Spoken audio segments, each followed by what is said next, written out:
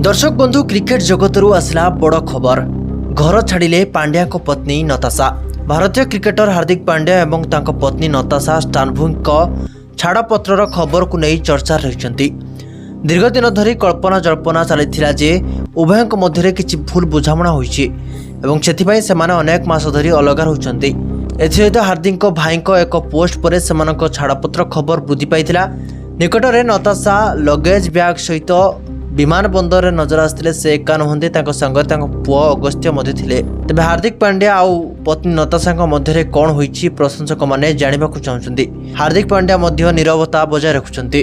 छाड़पत्र खबर मध्य नताशा को पुआ अगस्त्य सह मुंबई विमान बंदर रे देखिबाकु मिलिछि। तांकर एई वीडियो द्रुत गति रे भाइराल हेउछि। तबे दर्शक बंधु आपण मानकु कोन लागुछि? कोन हार्दिक पांड्या एवं पत्नी नताशा मध्य झगड़ा होइछि कि? गोटे कमेंट करी निजर मतामत दियंतु।